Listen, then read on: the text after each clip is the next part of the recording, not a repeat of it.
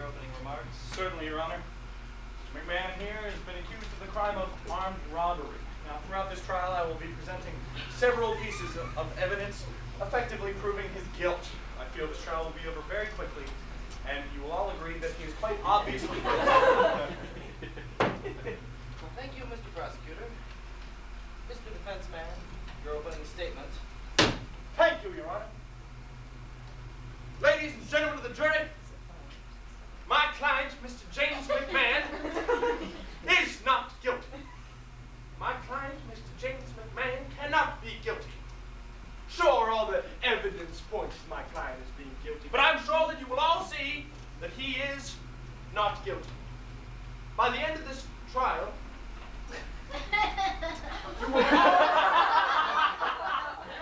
you will all be saying to yourself, you know, I really thought that guy was guilty, but what do you know, he's not guilty. In other words, if you were to look up the word guilty in the dictionary, my client's picture would not be there. You know why? Because he's not guilty.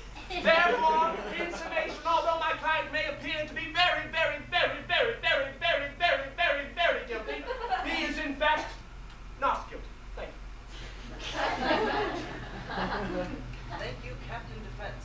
Mr. Prosecutor, your first witness. I would like to call Mr. Arthur Bancroft to the stand.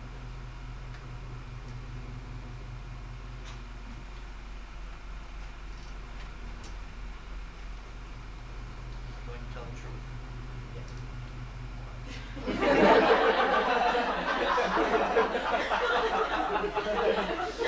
Mr. Bancroft, were you present at the aforementioned robbery? Yes. Now, did the robber in question use a gun? Yes, he did. He did. Now, did you get a chance to see the robber? Oh, sure. Would you be able to identify him? It was that man right there. This man right here? Yes. Are you absolutely sure? Absolutely. No further questions, Your Honor. Thank you, Mr. Prosecutor. Senor Defensivo.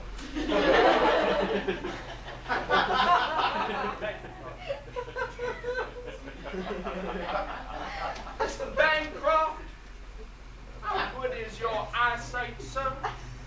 It's very good. Actually, I used to be a pilot in the Air Force. Ooh, a pilot in the Air Force. Very impressive, Mr. Bancroft. So, you could probably see what someone looked like from, oh, say, a mile or 2 miles away then, right? No, that's a bit too far. Oh, that's a bit too far, is it? Oh, well. How far away were you from the robbery when it took place? About 30 feet. About 30 feet, maybe. So, let me see if we're on the same wavelength here, son. You're telling me that you can see what someone looks like from 30 feet away, but not from 2 miles away?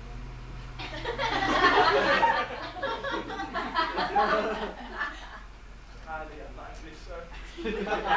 Highly unlikely! Now, from where I'm standing, I'm probably, what, a good 10 feet from you right now? Yeah. Now, could you identify me from this distance if you had to? Absolutely. How about now, Mr. Fighter Pilot? No, I guess I could. Exactly my point. No further questions, Your Honor. You may step down.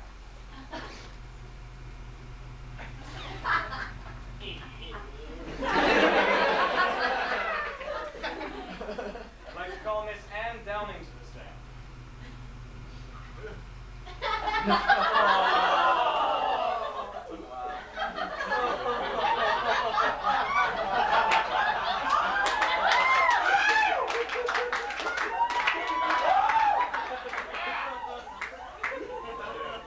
Miss Downing, is it true that you were present at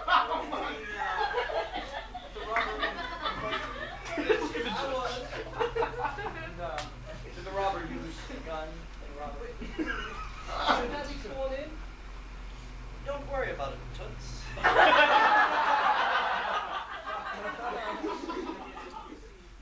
Did the robber use a gun?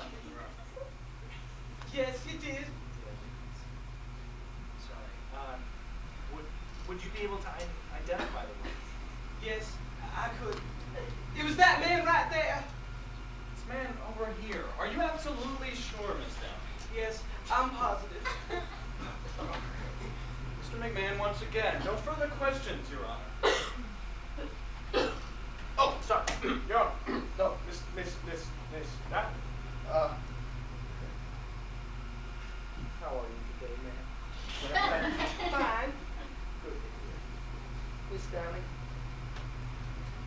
ever,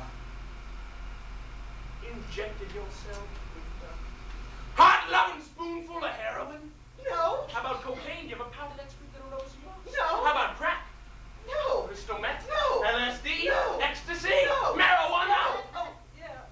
Once in college. Oh, once in college. Well, you're probably confused most of the time then, aren't you? You being a pot smoker and all. I mean, I thought you used a big, pink flying creeper.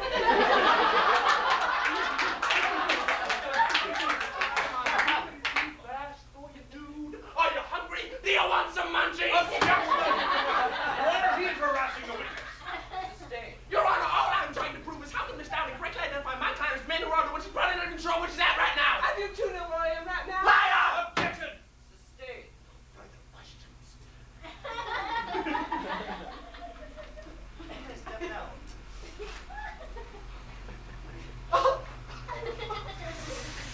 I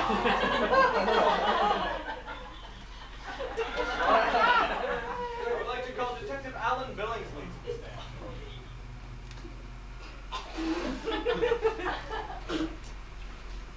Detective Billingsley, have you investigated this crime? Yes, it is. All right. Now, were there any fingerprints found on the scene of the crime? Yes, there were. I see. Did any of those fingerprints belong to Mr. McMahon? Almost all of them. Almost all of them. All right. Now, what type of gun was used in the run? It was identified as a 9mm pistol. I see. Now, what type of gun was found in Mr. McMahon's apartment the day after the crime? That is a 9mm pistol. I see. The same gun. Amazing. How much money exactly was stolen from the scene? Exactly $3,400. I see. How much money was found in Mr. McMahon's apartment? $3,400. And where was the money located, Detective Billingsley? It was found in a small black bag underneath Mr. McMahon's bed. A small black bag. And did this small black bag have anything written on it? It was labeled, "Money I stole at gunpoint on October 13th, 1999. And it was signed James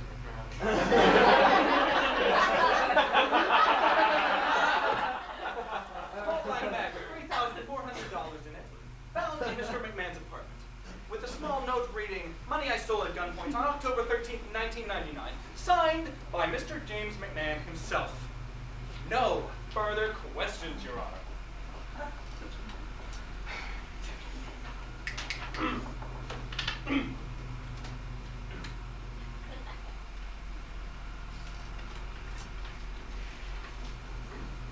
Detective Billingsley! You probably view yourself as a man who believes in the facts, don't you? Yes. And right now, all of the facts point to my client as being guilty, don't they? Yes, they do. Well, Detective, what would you say to the fact that my client is not guilty? I would say that that's not a fact. Oh, but it is, sir. Oh, but it is! No,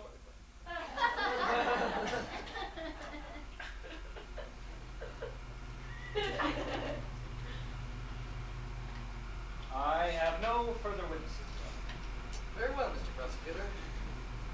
Dr. Defense, if you have anything further, I certainly hope so. Yes, indeed, I do, Your Honor. I would like to call Mr. James McMahon to the stand.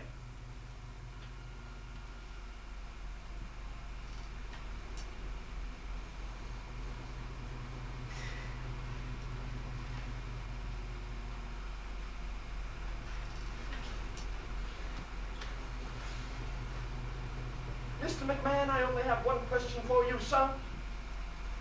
Did you commit the crime of armed robbery on October 13th in the year of our Lord, 1999?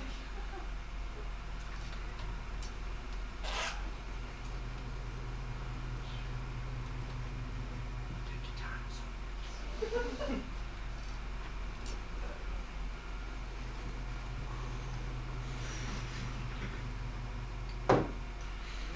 No, I did not. No, he did not! That's what I've been saying this entire trial. Now don't you see that my client is not guilty? That doesn't prove a thing. Oh, proof? You want proof, do you?